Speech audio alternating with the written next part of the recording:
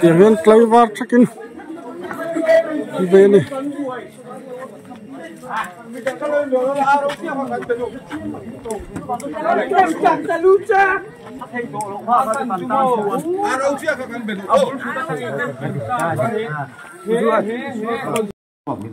bula trăng soi thale lok ti ta hian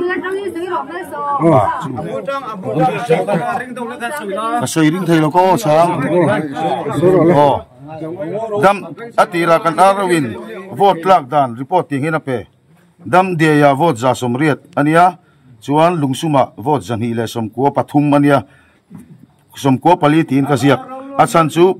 i somko pani ka tina achan chu tla yanin i postal ballot vote hi om chuan new verveka vote zali somko pali ania postal ballot pakhatoma chu mi belkhom chu vote zaruk vote zakwa somruk pakwani ta chuan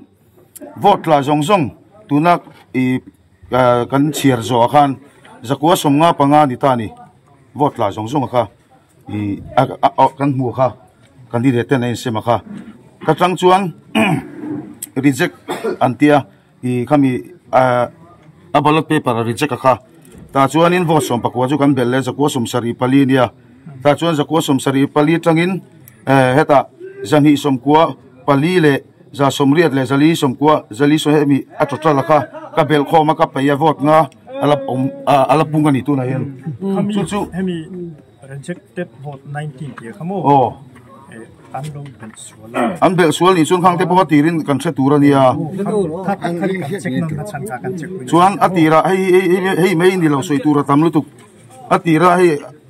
vote klak dan apo atirin vote zathum somkwa panni le somkwa pakhat an muwa MLF in somkwa panni in achaka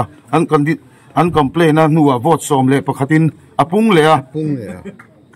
vote som ta no pakhat thei lo alo dang lamani pon vote ni khat chu ka thia me vote som tel dang lam ka chu ti ngai nom lo chuan tu na a final a hianin vote som pangai na thlau le dor to nai ni chunga khani om tro ome reject le invalid vote om dang ko soi fe kha ai kan lo soi ve jok kha hama sa e adik katia invalid te reject te po khom turani amaro chu a paper asona jre a reject kha som pakola ni vereng mai thai ajia ka chu som pali ni tat to chu po chu ai ta paper kha anon thira khan alo bel jela khan som pakwatin alo record ve thap to ni chu tu na inan zong charin zon chuana chuanin som pali lo ni renga lom ti khania tho ta paper aso chu som pakola lo ni reng ve mai thai chu democracy ram dana chuanin e kan du jok te ti klin tumna e rights kan mangang do nia ro renga di kan ni thai lo te ngi chu kan ko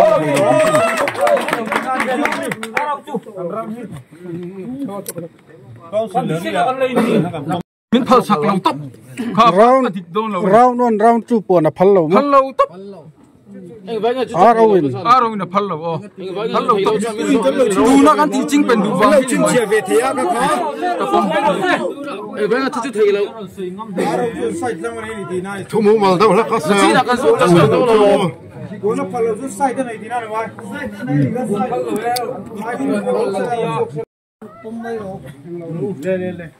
le kan so yang ka ti au vak tu kha ni do ba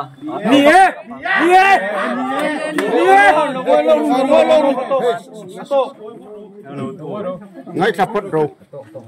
vote kan chiara zandar riat pelan senga helai new ver be ka thangina ber ho uluk devin kan nau te an chiara chuan bandel pon tia engkim balot paper account no PRO po adik fe kani tu bang chuan du chuan em puat cha rei se hai ko var nak to ni a kai puat cha ka thil dang dang sia ngai poi thum kan chiar ni vo langai thapat ang voi khat chiar tu ka poi thum kan chiara voi khat chiar na e an han tali khan vote khatin difference ho mani ta chuanin vote khat khan MLF kha akang maro chu vote indifference in nei lu tu khi chu an deal chuan chiar the ni chiar non the o khata khan sar longol le zona ka zot don o ma ko zona in zot tu ni chon na pina in zot don o an di la chuan an rem lang in recover ni ta o khalai khan sar zona pakhat chi o kan pot chan lok che complaint thei vote khatin MNF an chaka ta chuan ZPMB ka kha in du chuan in complaint thei iti big na chan kha nge o ti kha ni pon lo tu po vote chiar re so kan ti vek thin ani tu pon complaint in thelu thei iti lo tro a thelu the ni mo chu ania ZPMB kha iti big na chan kha interview kan ni son chuan kan soilenga chuan kan ri kam ta MLF lamin aron du vele a ese ni ron tia aduang nge kan chiar non le ni tu na hian aduang taka tu na chiar non le thu koi thum chiar nu tun result hi ni ole ti chuan le ngor lo ka zona la zo lo ka zona la zo lo kan reset kho le thil dang ho kha kam tinga system an anglo kha en non ani tareng ta chu bang chuan ZPM NT dan ku jung pe lo nem te po kha kan han en non chuan a mai min NT kher lo ta aro kha an lo reject ven thil ti an thil na thagin ba se khang ho zong kha kan reject ta ZPM po kha tun anu ber khan reject te wan ni MLF po kha pakhat nu lam tanga thu kha reject tho ni chan chu palama chu do ba ngi vote share hi round nan bi hi in du chuan en non a thiar non pek thei kha chu in police ta chu ge thiar non pek thei vote share hi MP kan in thanga mom bati tu son si lo MP kan in thanga MLA kan in thang bok thina ni chu tiang bok in helai VC le Silong Hills Council theng pon yang chu MDC in thlan ate po ani vek round hi om thina first round result kan se thei lawa second round result kan se thei lawa puan om lawa bial thang chu kan lo hal jung cher khami kha puan ni puan khami puan chu ngoro khami round 1 round 2 result zela kha puan chu I phal lo na chan kha ka zot che o phal lo om lo ole mal song ro pi kha khong ai phal lo se le final la kan pon don li ti final la kan puang don atia sumi ti na chan chu khong ai min sin la final la kan puang kha MLF khong wa ni na lead reng ta ni ma se du khan share non kha an on tia kan share non le chu min hu MLF le min share non ron te voi thum kan share ta ni chu voi thum share la tu accounting chen pon hudan en vi ka kan va en velo ke ni chuan ma an result ang tho kha ron chuak pek a thri ang agent ti kha zon ru al ma ni na ani le vote thum vote kan chiar zo khan final la khan tinge vote nga khala chun thei vote nga chuan ti khai la ya a thiar kha eklo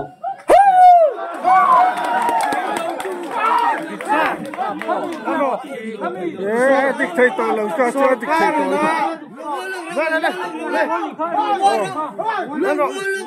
to ngoi ro kan zot don Sorkarina ring zong tak chuwa arwat chuwa engwange englo ti om thei balot te pa ching du chuan man le man do so om vek du chuan ching vek nang ma mai ni lo na vote share tu te thleng khan effect thei siam kan khoi hemi khotero te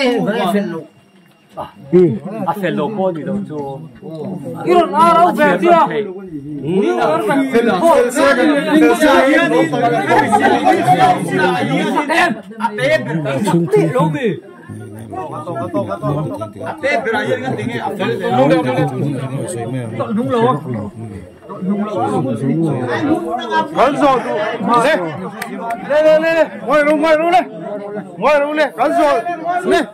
kan zo du chu bang chuan SCC a indi langa chuan sa chu SCC nin dil na a du chuan re election report chu SCC thu ni mai ani chuan nang ma ni bo effect don tho chu kan zo du chu hi ni atira vote in chair khan in har film la in tak sa chak lai zan re ni ma in many vote khatin a thlingin tia ani le in ron chair le ta zel engwang nge vote adang lam atir a chiar tu te apa ngai vek thoin ni apa ngai vek chiar kha eng wang nge adang lam har bin vote kan chiar lo party enga tinga in tak sa chak lai le in mut chwa ba te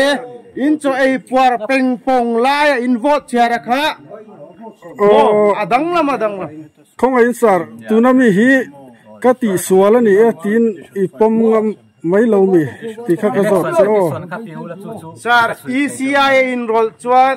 sarkar in aring tok che heta hian ron da cheuni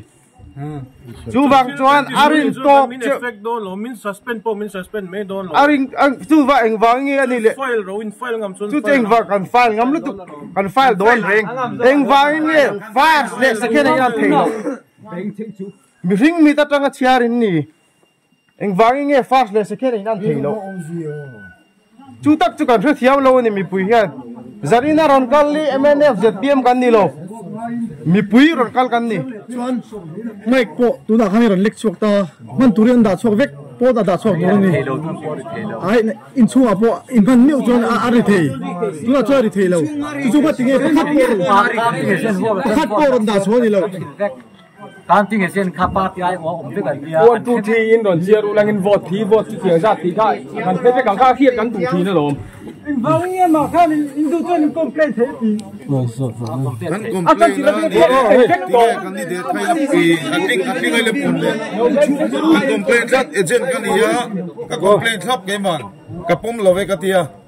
ka chu election da na chon ka pom lo chuanin tinge ama a final decision na sim thei bi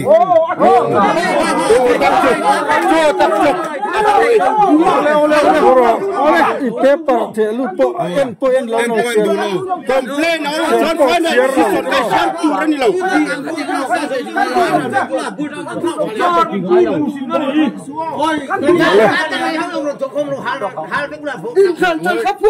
person pakhat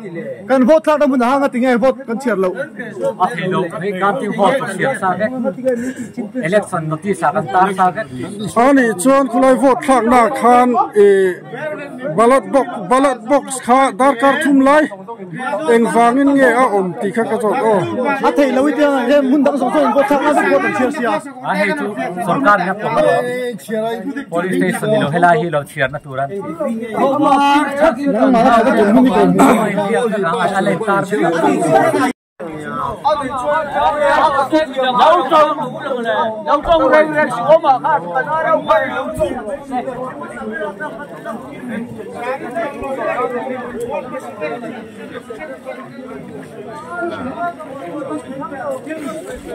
tiếng lấy vào chắc in về này